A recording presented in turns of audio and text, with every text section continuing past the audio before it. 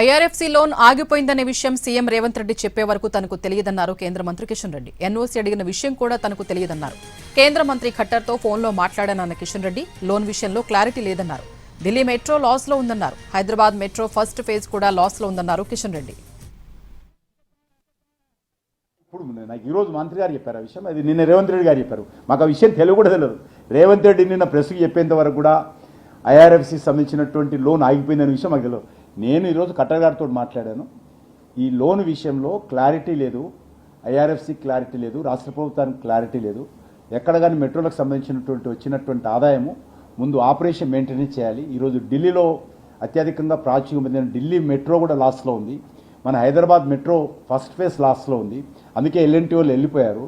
రేపు ఇదంతా కట్టిన తర్వాత ఆగొద్దు, మేము కూడా అందులో సెకండ్ ఫేజ్లో కూడా 50% మేము లోన్ పెడుతున్నాము, మేము భాగస్వాములు అవుతున్నాం. కాబట్టి అది ఉన్నంతలో లాభసాటిగా జరిగే విధంగా మేము సలహాలు ఇచ్చాము తప్ప దాన్ని ఈరోజు మరి ఏదో నువ్వాపేవని నేను ఆపినంటే అది మంచి పద్ధతి కదా అనే విషయం చెప్పడం జరిగింది.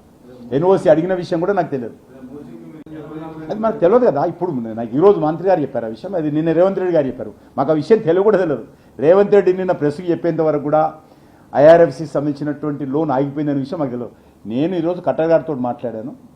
ఈ లోన్ విషయంలో క్లారిటీ లేదు, ఐఆర్ఎఫ్సి క్లారిటీ లేదు, రాష్ట్ర ప్రభుత్వానికి క్లారిటీ లేదు. ఎక్కడ కానీ మెట్రోలకు సంబంధించినటువంటి వచ్చినటువంటి ఆదాయము ముందు ఆపరేషన్ మెయింటెనెన్స్ చేయాలి. ఈరోజు ఢిల్లీలో అత్యధికంగా ప్రాచుర్యం పొందిన ఢిల్లీ మెట్రో కూడా లాస్లో ఉంది. మన హైదరాబాద్ మెట్రో ఫస్ట్ ఫేజ్ లాస్లో ఉంది. అందుకే ఎల్ఎన్టీ వాళ్ళు వెళ్ళిపోయారు.